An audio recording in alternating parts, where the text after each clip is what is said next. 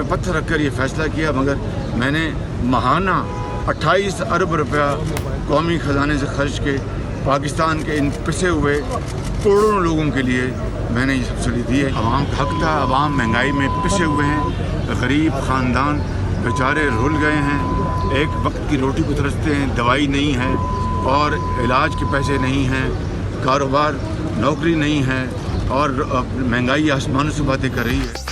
Petrol की कीमत में इजाफा दिल पर पत्थर रख कर किया, लोग महंगाई में पिसे हुए हैं, गरीब खानदान रुल गए, इलाज के लिए पैसे नहीं हैं, कारोबार और नौकरियां भी नहीं, बेरोजगारी बढ़ गई। अवाम को जो रिलीफ दिया वो उनका हक था। वज़ीर आज़म शहबाज शरीफ की मीडिया से गुफ्तगू।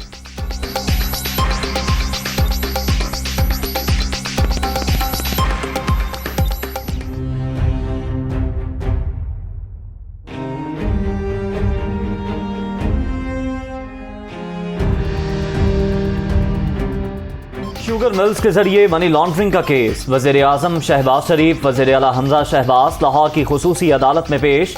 सुलेमान शहबाज की वारंट गिरफ्तारी की रिपोर्ट अदालत में जमा।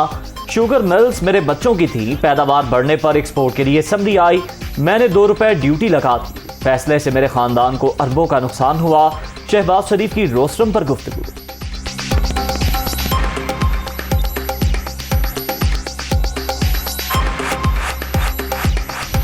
हम 28 अरब रुपए बहाने से नए रिलीफ पैकेज का आगाज कर रहे हैं। फौरी तौर पर पाकिस्तान के 1 करोड़ 40 लाख गरीब तरीन घरानों को 2000 रुपए दिए जा रहे हैं। ये घराने 8.5 करोड़ अफराद पर मुश्तमिल हैं। ये उस माली इमदाद के अलावा है जो बेनज़ीर इनकम सपोर्ट प्रोग्राम के तहत इन्हें पहले ही दी जा रही है। यूटिलिटी स्टोर्स कॉरपोरेशन को हदायत की है कि पाकिस्तान भर में 10 किलो आटे का थैला 400 रुपए में आवाम को फरोख्त किया जाए।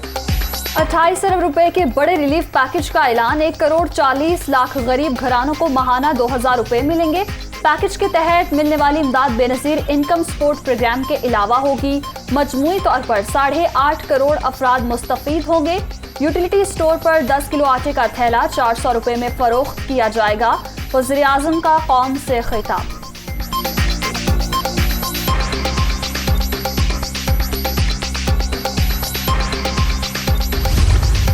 वज़ीर-ए-आज़म पाकिस्तान का मनसब संभालना किसी कड़े इम्तिहान से कम नहीं। हमने हुकूमत संभाली तो हर शोबा तबाही की दास्तान सुना रहा था। अगर कोई शख्स ये समझता है कि इसका घमंड और ज़िद दस्तूर पाकिस्तान और आइनी इदारों की मुतफ़क्का राय से ज़्यादा मुक़द्दम है तो ये उसकी बहुत बड़ी भूल है, क्योंकि पाकिस्तान आइन के मुताबिक चलेगा, किसी एक फर्द की ज़िद से नहीं। आलमी इदारों ने गवाही दी कि मुल्की तारीख़ में सबसे ज़्यादा करप्शन आपके दौर में हुई। सियासी मुखालफिन के लिए पैगाम है कि आइए हम सब मिलकर पाकिस्तान को एक ऐसा मुल्क बना दें जिसमें इख्तिलाफ राय को दुश्मनी ना समझा जाए। साबिक हुकूमत तबाही की अनगिनत दास्तानें छोड़कर गई। ऐसे हालात में वज़ारत उस्मा का मनसब संभालना कड़े इम्तिहान से कम नहीं। तब्दीली के लिए तमाम जमहूरी तकाजे पूरे किए गए। ये अवाम और पार्लियामेंट की फतह थी। मुल्क किसी की जिद से नहीं, आइन के मुताबिक चलेगा। वज़ीर आज़म का खिताब।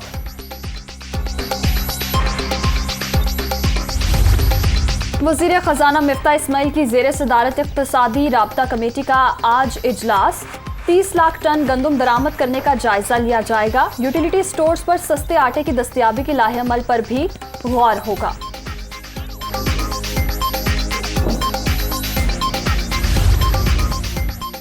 करप्शन पर लेक्चर शहबाज शरीफ के मुंह से अच्छा नहीं लगता। इंपोर्टेड हुकूमत ने सिर्फ अपनी करप्शन बचाने के मंसूबे बनाए। معیشت سنبھالی نہیں جا رہی، یہ مزید مہنگائی کرنے جا رہے ہیں، ان کی دولت باہر ہے، اس لیے اپنے فیصلوں میں آزاد نہیں، اسد عمر کا رد عمل۔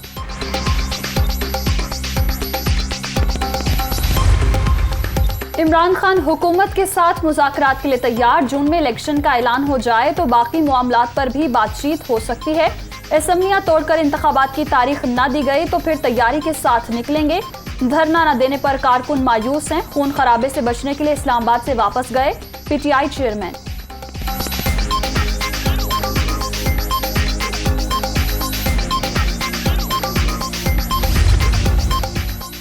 تحریک انصاف کی کور کمیٹی کی پشاور میں آج اہم بیٹھک، عمران خان کی زیر صدارت اجلاس میں موجودہ سیاسی صورتحال اور حکومت کو دی گئی ڈیڈ لائن پر غور ہوگا، دوبارہ لانگ مارچ سے متعلق اہم فیصلے متوقع۔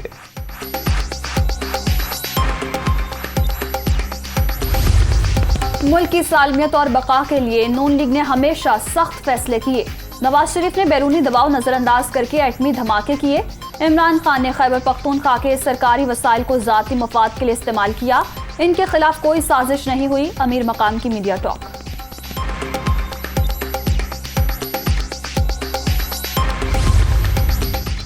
نون لیگ آج بہاولپور میں عوامی طاقت کا مظاہرہ کرے گی، ڈرنک اسٹیڈیم میں جلسے کی تیاریاں مکمل، مریم نواز، حمزہ شہباز اور دیگر لیگی رہنماؤں کا خطاب شیڈیول۔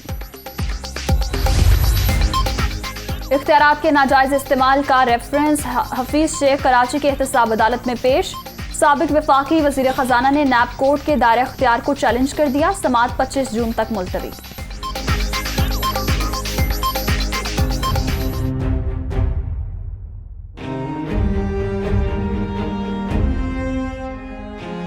پیٹرول مہنگا ہونے پر ٹرانسپورٹرز کی منمانیاں، نوٹیفیکیشن کے بغیر ہی کرایوں میں خود ساختہ اضافہ، فیصل آباد سے دوسرے شہر جانے والی گاڑیوں کے کرائے میں 200 روپے تک اضافہ، کرائے بڑھنے پر لوگوں کا پارا ہائی۔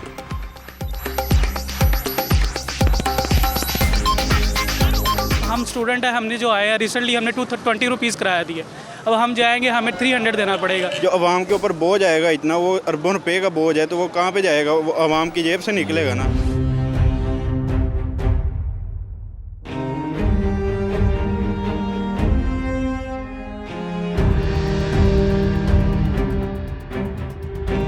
بحران، ہر کوئی پریشان، کراچی، لاہور، فیصل آباد، پشاور، کوئٹہ سمیت کئی شہروں میں لوڈ شیڈنگ، شہری علاقوں میں 8 سے 10، دیہات میں 12 گھنٹے بجلی بند، معاملات زندگی بری طرح متاثر، لوگوں کو شدید مشکلات۔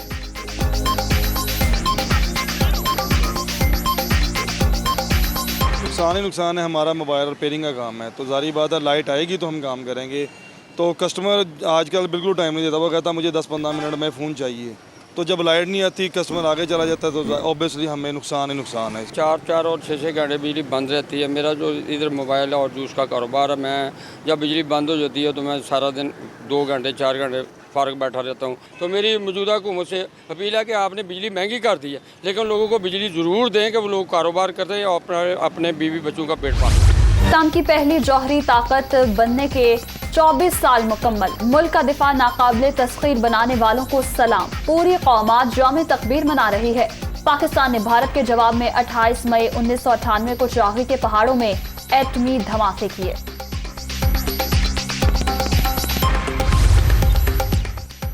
یوم تکبیر، وطن کے دفاع کے لیے پوری قوم کے عزم کا اعادہ، پاکستان جنوبی ایشیا میں امن و سلامتی قائم رکھنے کے لیے پرعزم ہے، پاکستان کسی بھی جارحیت کا سامنا کرنے کے لیے اپنی صلاحیت برقرار رکھے گا، ترجمان دفتر خارجہ۔ چلی میں تعلیمی سہولتوں کے فقدان پر طلبہ سڑکوں پر نکل آئے، ڈنڈا بردار مظاہرین کے پولیس وین پر حملے، مشتعل طلبہ نے بس کو بھی آگ لگا دی، جوابی کارروائی میں فورسز کی جانب سے واٹر کینن کا استعمال۔